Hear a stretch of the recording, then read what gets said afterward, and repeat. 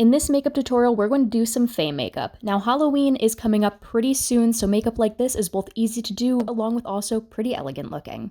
Starting off, you're going to want to glue down your eyebrows. I prefer using these type of glue sticks. They go on purple, they dry clear, they're really easy to layer, and it's easy to tell when each and every layer dries. Normally, you want to do this about 3 to 4 times just to get the hair fully and totally down, along with also up.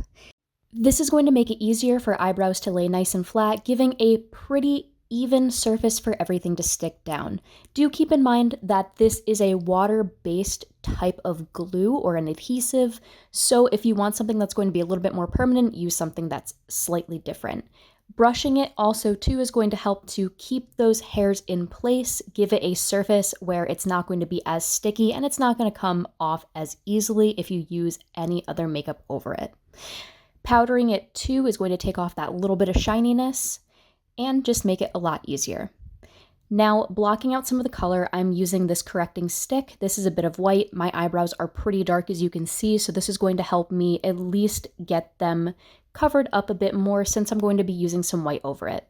Then I'm powdering them one more time, and after they're powdered, I'm moving on to the base surface of this makeup. The base surface, I'm using some water-activated white cosmetic. I'm doing a relatively light layer starting off just to have a nice layer for everything to grip to. And I'm using one of these sponges just because these create a great surface for anything to grip to. And also, it's giving that little bit of effect that I want. Now, I ended up only using 2 layers of this base color, and that is because I wanted to go for more of like a ghostly, kind of almost translucent look rather than a completely and totally solid white for this look. I went to my neck and I just pulled a bit of that makeup down too, so I could cover up the different areas with a shirt that I was going to put on. And for the eyes, I went back in and I used the pointed end of this sponge. And I find that these sponges work so incredibly well for creating this type of almost semi-translucent kind of ghostly type feel. I used this off pink sort of red eyeshadow, and I used this throughout most of the makeup. I extended this up where my eyebrow is, along with also down where my bottom lid is, almost the same amount on both sides.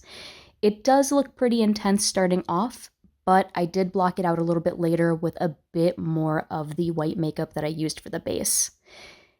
This also too gave such an interesting look where it pulls out the contacts that are in my eyes a little bit later, and I feel like it just brings a lot more to this look too. I put a bit of this onto my nose.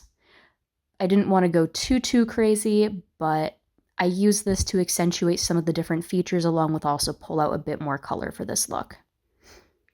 When I was doing this, I was kind of just playing around with it. I wanted to put a bit of it onto my lips. I didn't want it to be too precise. Just, a little bit more on the lines of just brushing it on lightly and kind of going from there, mainly sticking to the center of my lips, as you can see here.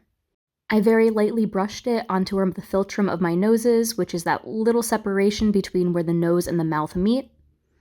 And then I went back in with the makeup sponge, and you can see here I'm blotting that out slightly. Not too much though, still making sure you can still see some of that red pink, and it does show through when I was going around. Now I'm just putting some more white in different areas, kind of mixing that in, along with also going around where my lips are and just defining some of the different areas where you would see typically light at some of the different features. I felt this really helped to make some of my different features pop a bit, and it also really helped to just tie everything together and make this look pretty cool. I put a couple of these white lines around where my eye was. I felt that it kind of pulled the direction in towards more when I put the contacts in, and it made the eyes a bit more of a focal point of this makeup. I do put in contacts a little bit later in this video, and the contacts that I went with were contacts that are a mesh one. They're white, so they pretty much fully and totally block out the entire eye. Now just a little bit more brushing of some of that pink red, very lightly where my cheeks are. And after that, then I went back in with some more of that white base, just slightly darker of course, and made it look like I had some freckles. I thought that this was pretty cute to go and do. This is a step that, of course, you don't have to do, but I feel like it just ties everything together and it gives a bit more of separation between some of the different tones that are down.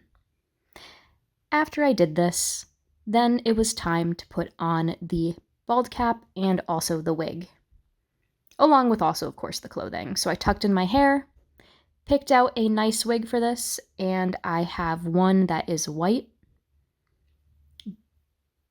Fixed up the shirt a little bit. Here's the wig that I went with. It is a longer white wig. And I also decided, you know what, might as well add some little deer horns to this look because it is kind of cute. So after those horns were in place, I put my contacts in, and normally for a lot of different makeup that I do, I typically have the contacts in, but these ones you really cannot see very well. You can see that I had a little bit of the makeup running. I fixed it, and here is the final look. This makeup was a lot of fun to do. Come back again tomorrow. I'm going to have some more makeup very soon. Bye!